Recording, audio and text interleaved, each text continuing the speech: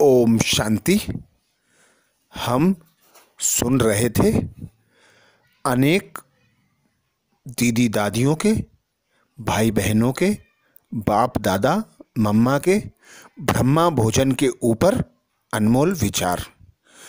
तो आज राजयोगी जीवन की आधारशिला ब्रह्मा भोजन में हम पहले वीडियो के आगे का शुरू करेंगे। पहले वीडियो में हमने सूरज भाई जी के ब्रह्मा भोजन के ऊपर अनेक अनुभव सुने, अनेक विचार सुने। अब सूरज भाई जी से अगला प्रश्न। भाई साहब, हमने सुबह ताज़ा भोजन बनाया, भोग लगा दिया, लेकिन शाम को वह बचा हुआ खा लेते हैं, तो क्या शाम को बाबा को फ्रूट का भोग लगाएं? उत्तर में भाई जी बोले, नहीं, ज़रूरत नहीं है। एक बार भी भोग लगा दिया वह भी काफ़ी है, क्योंकि बाबा को तो हमारा प्यार और भावनाएं चाहिए। हम सब कुछ उसको ऑफर करते हैं, समर्पित करते हैं, इसका महत्व है। बाकी शाम को जब अपना भोजन गर्म करके खाएंगे तो वह बाबा को याद करके खाएंगे, वह भी भोग ही है एक तरह से। अगला प्रश्न भाई जी से, ब्रह्मा भोजन में जल का क्या महत्व है?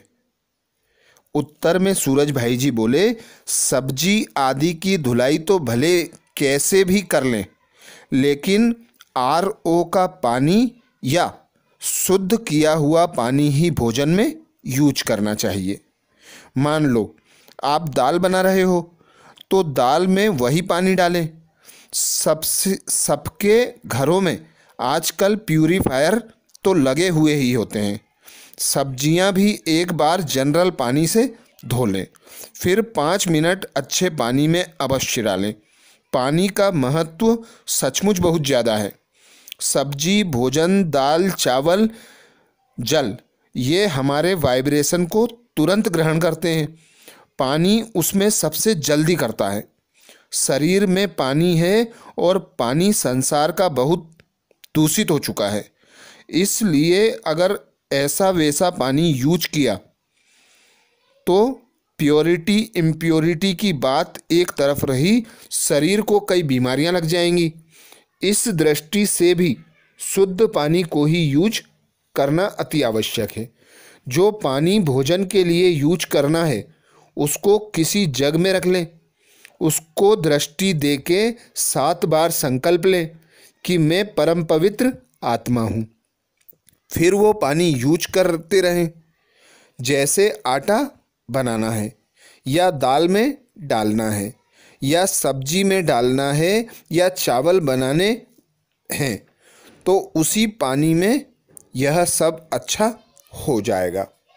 अगला प्रश्न सूरज भाई जी से, भाई साहब, कई गृहस्थ में रहने वाली अकेली ज्ञान में चलने वाली माताओं के लिए भोजन की धारणा चुनौतीपूर्ण होती है, वे क्या करें? उत्तर में भाई जी बोले, कुछ ऐसी बहनें और माताएं हैं जिनका समझाने का तरीका बहुत सुंदर है। हम अपनी बात किस तरह करते हैं उसके ऊपर निर्भर करता है।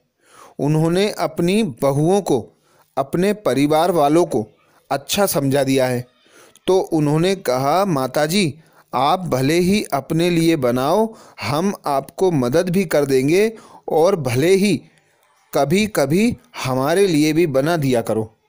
उनके मन में ब्रह्मा भोजन के लिए वैल्यू भर गई है। कोई ऐसा करते हैं कि हम किसी के हाथ का नहीं खाएंगे। हाँ, तुम तो अपवित्र हो, हमारे भोजन को छूना भी नहीं।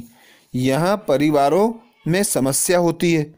हम क्यों पवित्र भोजन खाते हैं, क्यों अपने हाथ का खाते हैं? जितना अच्छा हम दूसरों को इस बारे में संतुष्ट करेंगे, सबको अपने पक्ष में लेंगे, तो अच्छी बात सभी को अच्छी जरूर लगती है।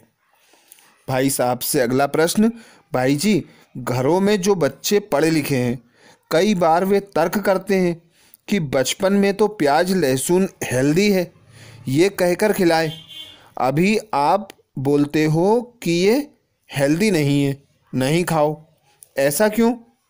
उत्तर में भाई जी बोले, अभी तो विज्ञान भी रिसर्च कर रहा है।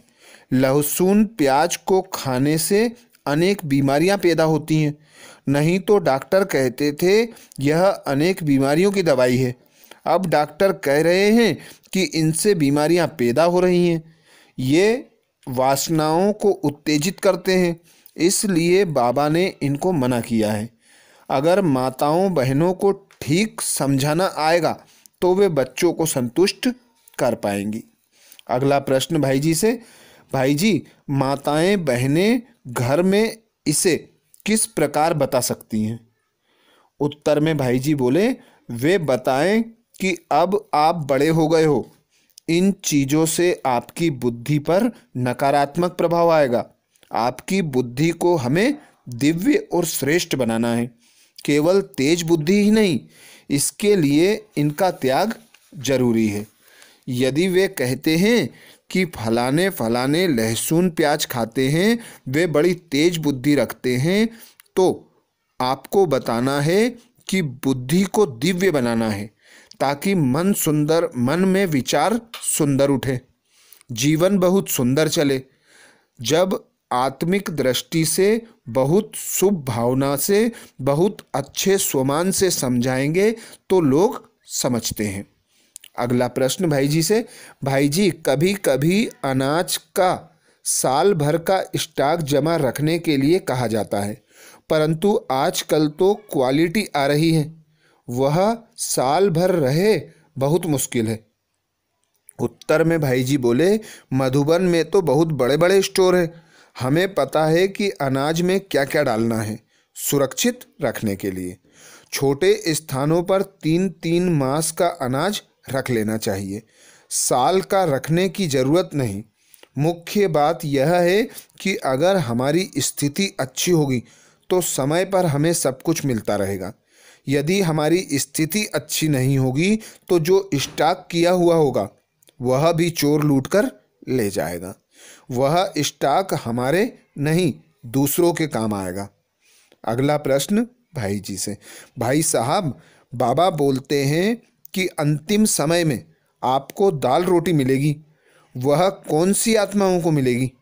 उत्तर में भाई जी बोले, जो योग युक्त होंगे, जिन्होंने बाबा के कार्य में सहयोग दिया है, जिन्होंने ब्रह्मा भोजन को वैल्यू दी है। जैसे छोटा सा उदाहरण, कई लोग ऐसा करते हैं कि बहुत सारा भोजन ले लिया फिर फेंक दिया। इसका अर्थ है कि उनको ब्रह्मा भोजन की वैल्यू नहीं है। ऐसे लोगों की अंत में कष्ट प्राप्त होगा, क्योंकि उन्होंने ब्रह्मा भोजन का तिरस्कार किया है। उन्हें भोजन की समस्या होगी, लेकिन जो भोजन के महत्व को जानते हैं, अन्न को सम्मान देते हैं कि यह प्रकृति की विशेष पालना है हमारे लिए, वे अच्छी स्थिति में रहेंगे। उन्हें अंत तक सब कुछ मिलता रहेगा, भोजन भी मिलेगा और दवाइयाँ भी मिलेंगी। प्रश्न किया भाई जी से, भाई जी हमने बहुत भाई बहनों से सुना कि कई लोग खिला पिलाकर ऐसा कर देते हैं कि इविल सोल का असर हो जाता है, क्या यह सत्य है? भाई जी से अगला प्रश्न, हमने बहुत भाई बहनों से सुना है कि कई लोग खिला पिलाकर ऐसा कर देते हैं कि इविल सोल का असर हो जाता है, क्या यह सत्य है? उत्तर, सूरज भाई जी बोले, उनको तांत्रिक असर कहते हैं। उसके लिए जब आप भोजन खा रहे हैं, पानी पी रहे हैं, तो दृष्टि देकर 7 बार संकल्प कर लें, मैं मास्टर सर्वशक्तिमान हूँ। और जब भोजन बनाएं, इसी स्वमान से बनाएं। इससे कोई भी तांत्रिक इफेक्ट होगा नहीं, और होगा भी तो वह ठीक हो जाएगा। इसके बहुत सारे अनुभव लोगों की तरफ से आए हैं। मास्टर सर्वशक्तिमान का ज़्यादा अभ्यास होगा तो हमारे चारों ओर पावरफुल प्रभामंडल बनता रहेगा, जो इस इफेक्ट को रोक देगा। अगला प्रश्न भाई जी से, ब्रह्मा भोजन की धारणा न रखने वालों के नुकसान के बारे में बताइए। उत्तर में भाई जी बोले, बहुत लोगों का अनुभव ऐसे हुए कि उन्होंने रिश्तेदारी में भोजन किया और उनकी पवित्रता पर बहुत गहरा असर आ गया। कईयों की पवित्रता तो छूट ही गई, क्योंकि यह भोजन डायरेक्ट हमारे ब्रेन को भी और मन को भी प्रभावित करता है। अच्छा, योगी बनने के लिए मनुष्य को शुद्ध भोजन पर दृढ़ रहना चाहिए। इसमें स्वयं अपने को अनुशासित रखने की बात है। हम इधर उधर ना खाएं। बाबा के लाखों बच्चे हैं जो योग में रहते हैं। कईयों का तो बिजनेस ऐसा है तो भी इस धारणा को अपनाते हैं। इसमें कोई समझौता नहीं करते। ऐसा वैसा भोजन खाने से विचार चेंज हो जाएंगे, नेगेटिव चलने लगेंगे। ऐसा भी सोचेंगे कि यह क्या जीवन है, सारा संसार ही अपवित्र है, हम भी रहें तो क्या है, फिर हम पवित्र बन जाएंगे। ऐसे ऐसे नेगेटिव विचार आने लगेंगे जो धीरे धीरे उनके जीवन को गिरा देंगे। मूल रूप से उनके विचारों पर इफेक्ट आएगा।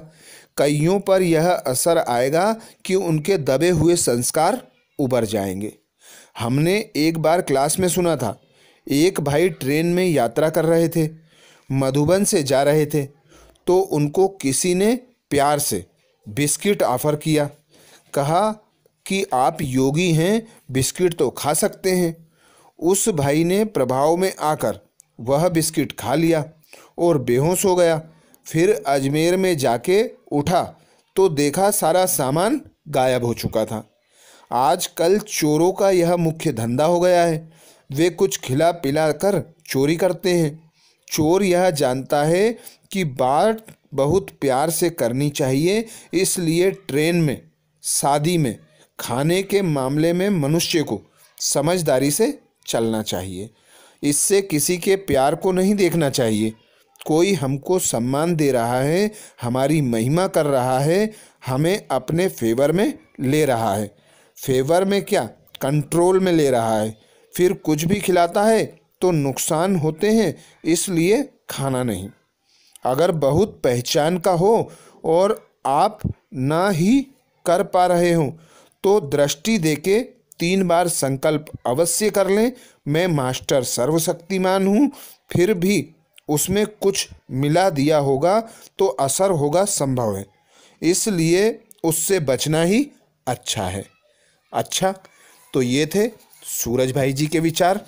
अब अगले वीडियो में कोई और दीदी दादियों के, महारथियों के अनमोल ब्रह्मा भोजन पर अनुभव सुनेंगे। उसके लिए यदि बाबा का चैनल सब्सक्राइब ना किया हो तो सब्सक्राइब करें, और यदि यह वीडियो अच्छा लगा तो बीके भाई बहनों को और अन्य को जरूर शेयर करें। अच्छा, ओम शांति।